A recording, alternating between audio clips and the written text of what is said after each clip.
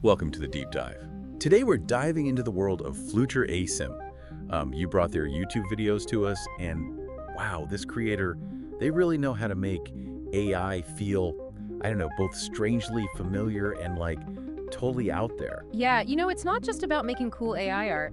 Flutur ASIM, they're really digging into what these new technologies mean, like for us, for humans. You see them playing with these big questions about who we are, about control, about the future, and those visuals, man, they stick with you. Okay, so for our listeners who might be new to Flutur ASIM, how would you describe their vibe? What are we in for? Okay, imagine, like, ChatGPT, MidJourney, Runway ML, all those cutting-edge AI tools, but instead of just making art, they're telling stories, they're exploring, emotions, even making you question your own existence. It's like walking into an art exhibit, but the curator is a philosopher-programmer from the future. Now that's an image. Yeah. And speaking of those AI tools, I'm really curious about how Flutur ASIM actually describes their process. It can't be as easy as just telling an AI to create something. Right. There's got to be more to it. Oh, absolutely. In one of their videos exploring AI-generated images with MidJourney and ChatGPT, they actually break it down. It's so cool to see how they'll use ChatGPT to bounce around ideas, write scripts, even create poetry. Then they take that and feed it into MidJourney, and boom, you get these incredible, hauntingly beautiful images. It's like this back and forth, this conversation between the artist and the machine, Yeah, each one pushing the other further. Exactly. It really makes you rethink what it even means to be an artist these days, this whole human-AI collaboration thing. It's a new kind of partnership. Yeah.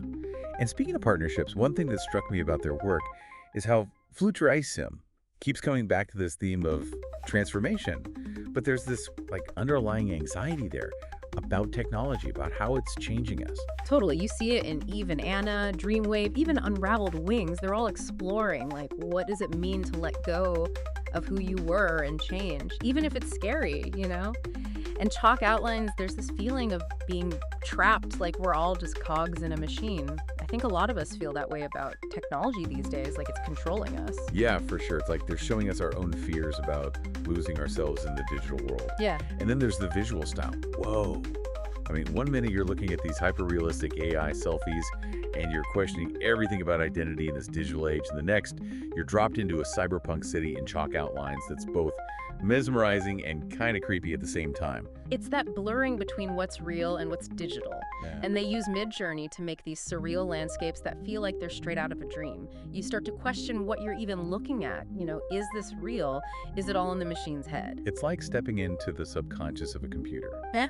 It really makes you think twice, about this whole blurring between what's real and what we create, what the AI creates. And it makes you wonder, what's bubbling under the surface of all this, What's making Flutur ASIM so anxious? Oh, for sure. One thing that keeps popping up is this fear of, losing control, becoming so irrelevant because technology is changing so fast. It's like in Chalk outlines again, right? Yeah. That feeling of being stuck, just a cog in the machine, no say in the matter. Exactly. And it's not just about societal pressures either. In the future of humanity, AI and human symbiosis, things get really real, really fast. They're talking about this potential for a whole new hybrid species, humans and AI merged. It's at what point do we stop being us? Yeah.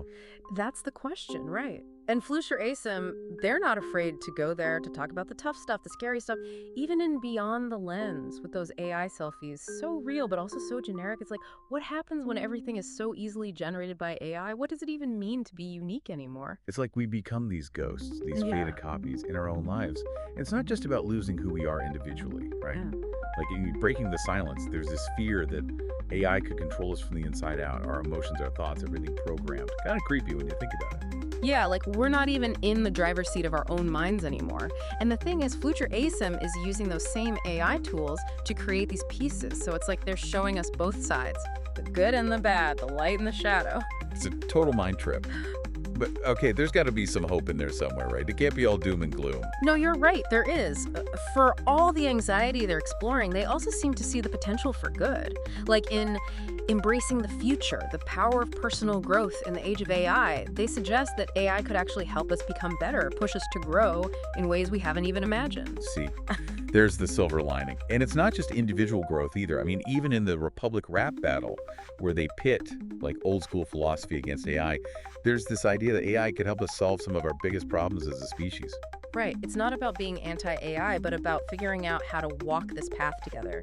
Flutur ASIM, I think, they're encouraging us to be cautious but optimistic. See the risks, but don't be blind to the potential. So we come back to this idea of symbiosis, right? Working with AI, not against it. Letting it enhance us instead of replacing us. Exactly. And we see that in action in like exploring AI-generated images with MidJourney and ChatGPT. They're showing us, hey, this technology actually opens up new possibilities, new ways of seeing and creating. AI becomes this key, in a way, unlocking something in ourselves. It's a powerful message for sure. AI is collaborator, not competitor. But even with this more hopeful outlook, I still feel this tension in their work, this push and pull between hope and this real anxiety about what we're getting into. Because it's the reality, isn't it? There are no easy answers. And Flutur ASIM, they're not pretending there are. They're letting us sit with that discomfort. It's about engaging, staying curious, even if it makes us a little uncomfortable, as we figure out this whole AI thing, right? Exactly. And on that note, we should talk about their visual style, because it's not just about pretty pictures, it's central to how Flutur ASIM gets their message across. Yeah, absolutely. You can't talk about Flutur ASIM without talking about those visuals. They're so important to the experience. I mean, those landscapes, right? They're almost otherworldly, like the neon cityscapes and chalk outlines and Dreamwave. It's like dream logic, but visually. Like stepping into another reality. Yeah, that's exactly it. That sense of like estrangement. They make you feel a little lost, a little off balance, and suddenly you're seeing everything differently. The world, yourself, everything. It's wild how they use contrasts too. Like you might be in this beautiful, almost ancient feeling landscape, like in between beasts and storms, and then bam, these jarring, almost nightmarish technological elements just appear. Exactly. It's that push and pull, you know, our fascination with tech and this primal connection to nature that we still have, and the way they make the images, it's like fragmented, surreal, like reality itself is breaking down right in front of you. But the shadows, the reflections they use, ghosts of yesterday, shadows and light, even in those AI selfies, like beyond the lens, it's like identity itself is this fluid thing, always changing, never quite solid. Right. It's visual metaphor, I think. Like we were saying before, that fear of losing ourselves in technology, in the digital, becoming so dependent on it that we lose sight of who we are underneath, like those ghosts haunting the digital world. Man, that's powerful. And we can't forget color, or I guess the lack of it sometimes. Flutur ASIM uses a lot of muted tones, almost monochromatic. It just adds to that unsettling feeling, you know? Like something's not quite right. Definitely a choice. It makes you feel a kind of a melancholy, I guess, a sense of loss. Maybe for the world before AI, before tech was shaping how we see everything. Yeah, or maybe just this unknown future. It's like even when there's this incredible beauty, like the vastness of space and the weight of stars, there's still this undercurrent of something that makes you a little uneasy. Exactly. That's the thing about the unknown, right? It draws you in, but it's also terrifying. And I think that's really what Flutur ASIM is getting at. They're not shying away from the tough stuff, the light and the dark. Being human in the age of AI, it's beautiful, it's scary, and it's definitely complicated. Absolutely. And they managed to capture all of that in a way that's visually stunning. It makes you think, and it really hits you in the feels. For sure. It's been great unpacking all of this with you. So as we wrap up this deep dive on Flutur ASIM, it makes you wonder, does AI art, even if it's made by algorithms, does it still hold up a mirror to us, to our hopes, our anxieties, all of it? It's the question, isn't it? If we've learned anything from Flutur ASIM, it's that the line between us and the machines, it's getting blurrier all the time. And the future, much like their art, it's going to be a wild ride. Exciting, unsettling, and impossible to look away from. Couldn't have said it better myself. We hope this deep dive has given you all some new ways to think about Flutur ASIM's work, and maybe even spark some of your own thoughts about where we go from here, with AI, with technology, with all of it.